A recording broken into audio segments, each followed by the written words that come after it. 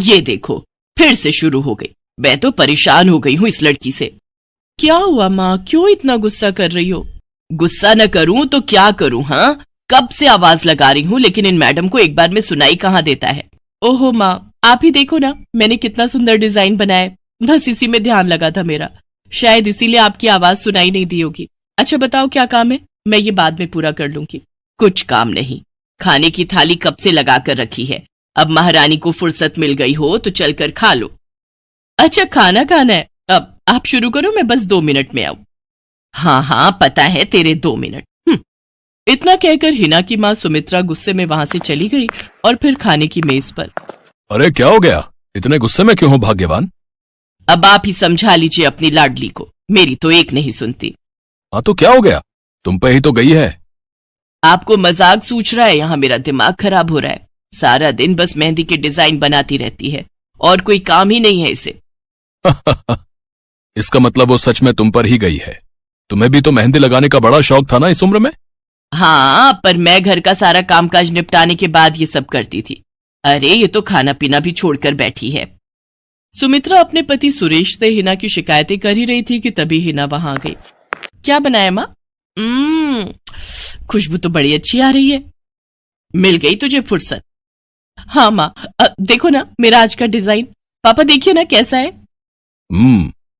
सच में डिजाइन तो वाकई बढ़िया बनाया है लाडो। ये लाडो बोल बोल कर आपने ही इसका दिमाग खराब करके रखा है।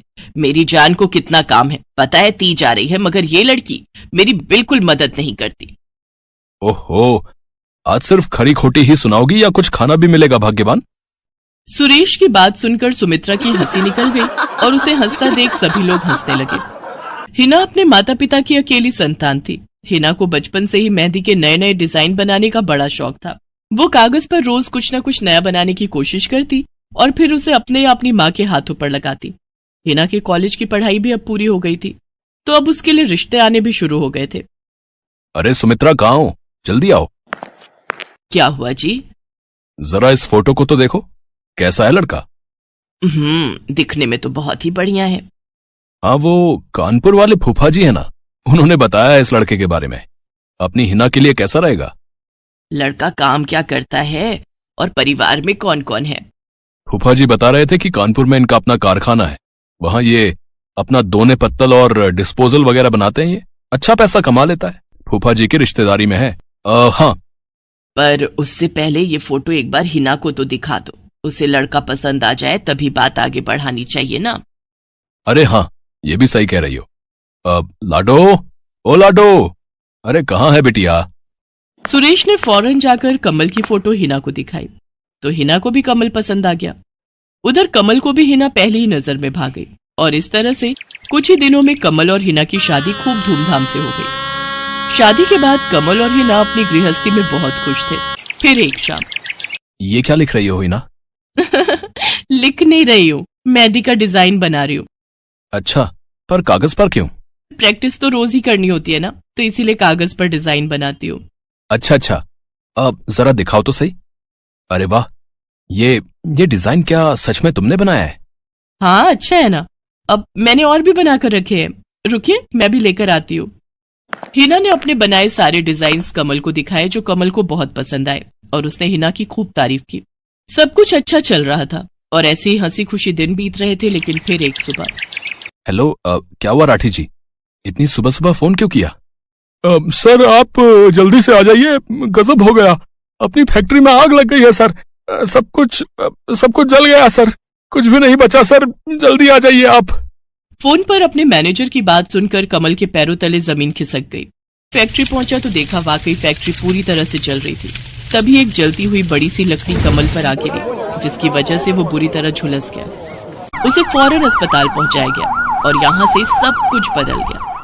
फैक्ट्री के काम को बढ़ाने के लिए कमल ने हाल ही में कई सारी नई मशीनें लोन पर खरीदी थी। मशीनें तो नहीं बची, लेकिन लोन चुकाने के चक्कर में पहले कमल की गाड़ी बिकी और फिर घर। मजबूर होकर कमल और हिना किराए के मकान में रहने लगे थे। फिलहाल कमल की हालत ऐसी नहीं थी कि वो कोई और काम कर सके। ऐसे में हिना ने घर चलाने का जिम्मा उठाया और वो घर घर जाकर औरतों के हाथों पर मेहंदी लगाने लगी। हालांकि इस काम से उसे बहुत कम पैसे ही मिल पा रहे थे, लेकिन हिना फिर भी पूरी मेहनत कर रही थी। क्या से क्या हो गया ना हिना, मैं किसी काम का नहीं रहा, हम बर्बाद हो गए। मैंने कहा था तुम्हें रानी बनाकर रखूंगा, मगर मेरे रहते हुए भी तुम्हें कितना संघर्ष करना पड़ रहा है। ऐसा क्यों कह रहे हैं आप बिल्कुल चिंता मत कीजिए, देखना धीरे धीरे सब ठीक हो जाएगा। हिना चाहती थी कि वो अपना एक पार्लर खोले, लेकिन फिलहाल ये मुमकिन नहीं था। मेहंदी लगाने का काम भी सीजन पर ही मिल पाता था, तो अब दिक्कत खाने पीने की भी होने लगी। ऐसे में हिना ने एक सेठ के घर मेड का काम करना शुरू कर दिया। और फिर एक दिन, सुन, तुझे कोई मेहंदी वाली पता है क्या? क्यों मैडम? अरे वो तीज आ रही है ना, तो मेहंदी लगवानी थी। आहा, बाहर इतनी गर्मी, अब ऐसे में कौन बाहर जाए, तो घर पर ही आकर कोई लगा दे तो बढ़िया रहेगा। अब हाँ मैडम, मैं बहुत अच्छी मेहंदी लगाती हूँ, आप मुझसे लगवा लो। ना ना ना, अगर खराब कर दी तो? तीज की पार्टी है मेरे यहाँ, मेहंदी तो बढ़िया ही लगवानी है मुझे। मैडम आप बिल्कुल चिंता मत कीजिए, और रुकिए, मैं अभी आपको कागज पर मेहंदी का डिजाइन बनाकर दिखाती हूँ, फिर आगे आप ही तय करना। इतना कहकर हिना ने फौरन एक कागज लिया और कुछ ही देर में उस पर एक बहुत ही सुंदर मेहंदी का डिजाइन बना दिया। और फिर, अरे वाह, ये तो सच में बहुत सुंदर है, बिल्कुल नया और बहुत ही खूबसूरत डिजाइन है। अब तू ये डिजाइन मेरे हाथ पर भी सेम टू सेम लगा देगी ना? हाँ मैडम, आप मुझ पर विश्वास कीजिए, मैं बचपन से ये करती आई हूँ। उस दिन हिना ने पूरे मन से अपनी मालकिन के दोनों हाथों पर मेहंदी लगाई। हिना ने जो डिजाइन बनाया था वो एकदम नया था और सुंदर भी। फिर अगले दिन, नमस्ते साहब, वो आपको कुछ? हाँ, मैं तुम्हारा ही इंतजार कर रहा था। ये कल शिवानी के हाथों पर तुम ही ने मेहंदी लगाई थी ना? जी साहब, मैंने ही लगाई थी। अब कोई गलती हो गई क्या मुझसे? नहीं, ऐसी कोई बात नहीं है। बस ये जानना था तुमसे कि मेहंदी का वो डिजाइन कहाँ से देखकर लगाया तुमने? कहीं से नहीं साहब, वो तो मैंने खुद से सोचा था, मैं कभी कहीं से देखकर डिजाइन नहीं बनाती। अच्छा, अगर ऐसा है तो जरा ये कागज और जरा इस पर एक मोर की थीम पर बेस्ड एक डिजाइन बनाकर दिखाओ, पर याद रहे डिजाइन बिल्कुल नया होना चाहिए। जी साहब, बस 2 मिनट दीजिए। हिना ने बस कुछ मिनटों के अंदर वो करके दिखा दिया, जिसे देखकर उसका मालिक साहिल मल्होत्रा हैरान रह गया। वाह, सच में कमाल है ये तो। अब तुमने डिजाइनिंग सीखी है क्या कहीं से? नहीं साहब, सीखी तो नहीं, लेकिन मुझे बचपन से ही शौक है मेहंदी लगाने का, तो बस इसीलिए। समझ गया। देखो हिना, तुम्हारा हुनर लाजवाब है और तुम्हें अपने इस हुनर को ऐसे बेकार नहीं जाने देना चाहिए। जी मतलब? तुम्हें पता है ना, मेरी फैक्ट्री में लेडीज कपड़ों के लिए कपड़ा बनता है, लेकिन काफी समय से मैं परेशान हूं, क्योंकि सूट साड़ियों वगैरह के लिए मेरे पास नए डिजाइन्स की कमी पड़ गई है। लेकिन अब लगता है ये कमी नहीं रहेगी। बोलो, बतौर डिजाइनर मेरे लिए काम करोगी तुम? जी साहब, बिल्कुल करूंगी। ये हिना के लिए सपने के सच होने जैसा था। अब वो काम वाली बाई से एक डिजाइनर बन गई।